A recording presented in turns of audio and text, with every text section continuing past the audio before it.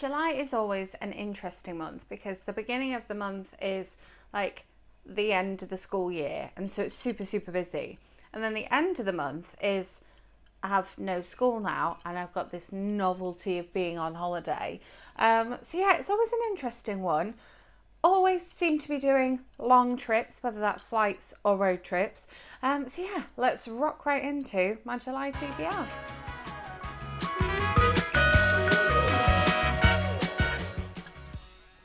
Welcome back, or if you're new here, welcome.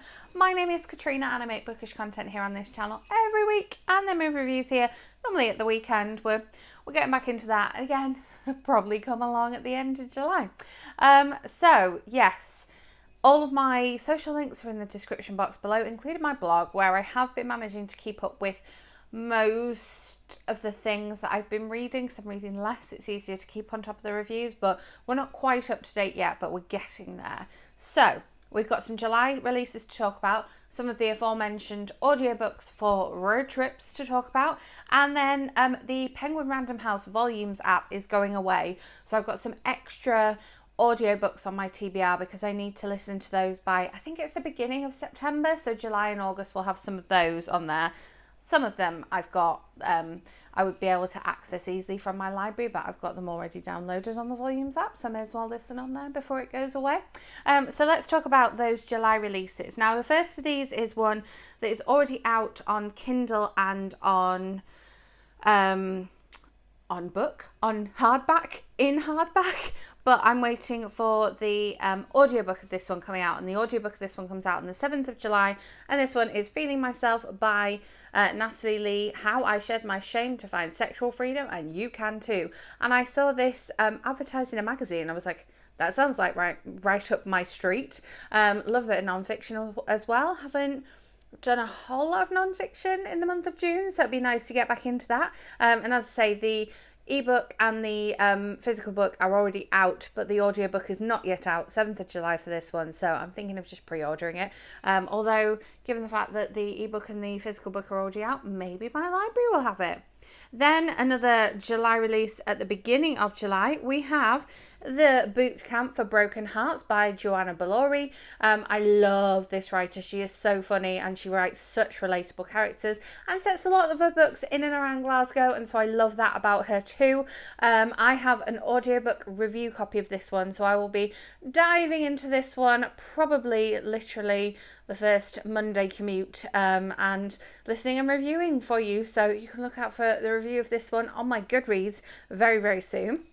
And then finally, the other one that we have coming out on the 7th of July, just let me double check I've got the right dates here for you, and these are all UK release dates as far as I know. Some of these July releases are released later in the US, but this is The Museum of Ordinary People by Gale. I haven't got any review copies of this one. I haven't thought about how I want to pre-order my copy of this one because I love Gale. If you didn't see, a couple of years ago I did Gale March, was it maybe 2020? No, probably 2021, and read all his sort of back catalogue that I had not read yet, because I do love me some Gale. And the tagline for this one is Hope and love can both be found in unexpected places. I quite like reading Gale whilst on public transport because he writes about really interesting characters, and you can see that a lot of what he's written is quite observational, and so sort of observing people at the same time as reading his books or listening to his books is really quite interesting. But yeah, that's the 7th of July. And then 21st of July we have one that I have a review copy of, one that I have pre-ordered the audiobook of for a longer journey I'm taking on the 22nd of July, and one that is a bind-up of 4 novels. So let's talk about that one first.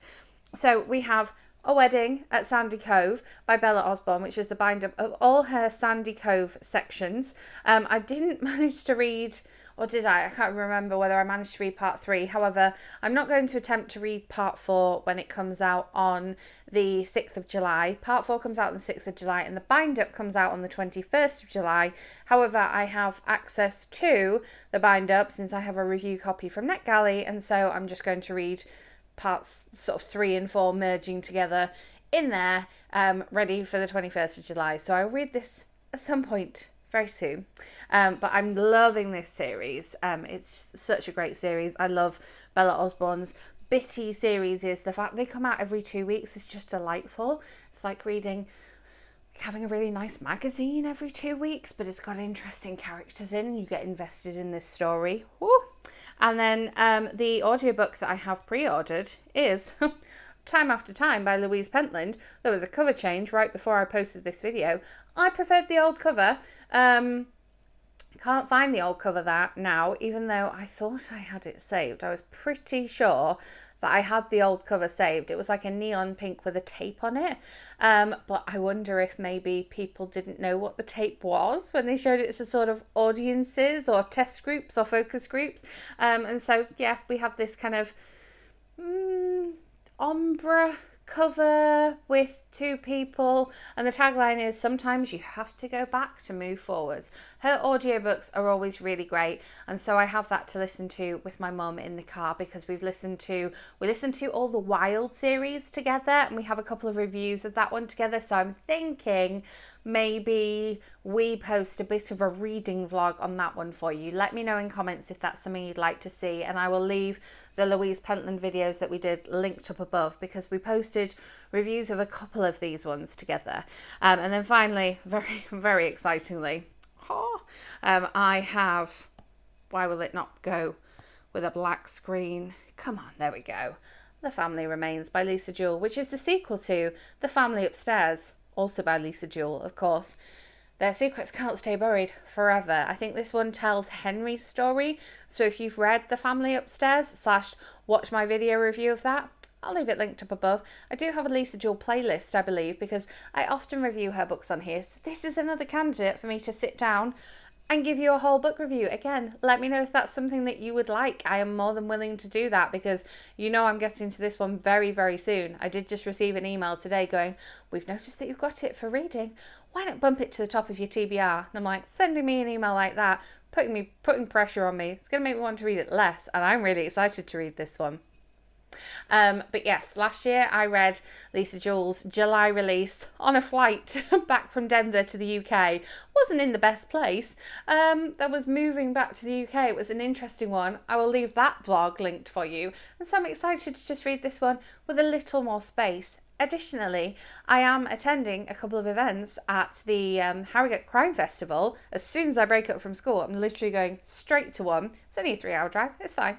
And Lisa Jewell will be at one of those events. I can't remember which one right now, but she will be at one of those events. So it'll be nice to read the book and then go and see her talk about the book, which, I have done in multiple locations and multiple countries. So it'll be interesting to see her in Harrogate this time. So that's the end of the July releases. If you haven't seen my May and June TBRs, obviously I will leave those linked for you, but I do talk about trying to read the 2022 quick reads in those vlogs, and I am currently in the process of making a reading vlog of the 2022 quick reads, like I did for the 2021 ones and the 2020 ones. I don't think I did it for the 2019 ones. However, I'm a big fan of the quick reads books, and so I like making the vlog of them. I've done 4 in the month of June, so we've got 4 left over in the month of July. So briefly talk about those. We have Blind Spot by Paula Hawkins, thriller, excited about this one. We have The Cutting Season by M.W. Craven. This one is, I think, a bit more horror. It's darker than the other one, but I don't really know the genre because I don't know the author. This is a new to me author. Not sure whether I'll like it, but we'll see. I'll vlog the process and then you'll know. Then we have, especially abridged for quick reads, My Name Is Why by Lemn Sissay.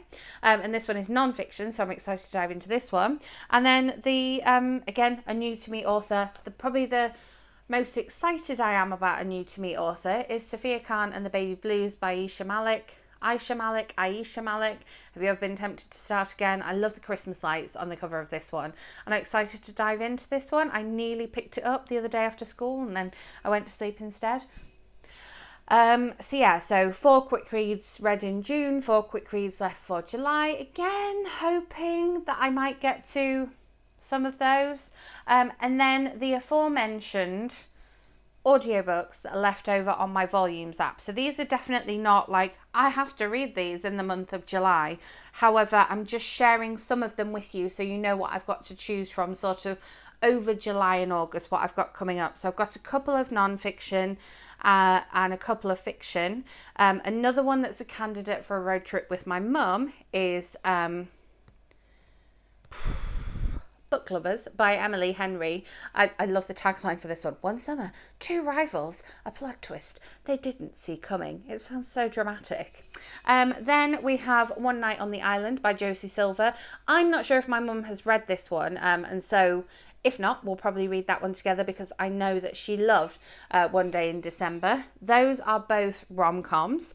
Then we have a YA, I think romance, Love Can Be a Rocky Road. Yes, YA romance, Melt With You. This is by Jennifer Dugan or Dugan, I never know how she pronounces it. But this author of Hot Dog Girl, and I enjoyed Hot Dog Girl, and I like the fact that this is an ice cream van that says Love at First Bite on. I think that looks great. And this sort of camper van outlook thing looks almost a little bit Colorado-y, almost a little bit Utah-y, and so I'm intrigued by this one. And I haven't read a YA romance in a little while. Actually, there may be a couple that I read in the month of June. However, up until then, I haven't read a YA romance. I'm not sure if it's a queer romance or a straight romance, because obviously June being Pride Month, I read mainly queer romance, but that's fine by me. And then we have 3 non-fiction. We have, still haven't read this one, can't believe I haven't read this one. We have The Anthropocene Reviewed by John Green. I was very excited the moment this came out, and then I just didn't start it, and I don't know why, because it's essays as well, so it would have been a good one to dive in and out of. Then we have, again, essays, arrival stories. Women share their experiences of becoming mothers. This is particularly relevant right now, and I would like to get to it. It specifically says collected by Amy Schumer and Christy Turlington Burns. And then finally, one that I may read in the car tomorrow, we have Comedy Drama by Bob Odenkirk, and I like the sound of this one too, and I believe it's read by the author. So yeah, a few, what was that, 6? Yeah, 6 audiobooks to choose from my Penguin Random House Volumes app that's going to be disappearing, 4 quick reads and 6 July releases. Whether we get to any of them, I don't know, but the fact that I have quite a lot of them on audiobook definitely elevates the chances, and the fact that I've pre-ordered a couple of them on audiobook elevates the chances as well. Quite a few auto by authors there for me too, as well as ones specifically for vlogs. I feel sure that something else will probably come along in July that I'll end up reading instead of some of these, but that's why you need to stick around for my July wrap up. So make sure you are subscribed and hit that notification bell so you don't miss out on that. I will also have my June wrap up coming your way very soon. Let me know what you are planning on reading in the month of July, and whether July is a quieter reading month or a busier reading month for you. Like, do you get more reading or less reading done in the month of July? Or are you a teacher like me and you know you'll get very little done up until that sweet spot of the 22nd? Also, please let me know if you would like me to vlog my experiences at the Harrogate International Crime Festival. This is my first time going. I was there in Harrogate this time last year, but I was quarantining after the aforementioned flight back from Denver. I was on my 10-day quarantine where they phoned me to make sure that I was in the country and staying inside the house. Fun times. My first times doing COVID tests as well. And then, went back to teaching and had to do them twice a week, all the time. Great stuff. Anyway, I digress. Thank you so much for watching. If you enjoyed this video, do give it a thumbs up, and make sure you're subscribed. I will be back with my June wrap up and a movie review for you very soon, so I will see you then. Thanks for watching.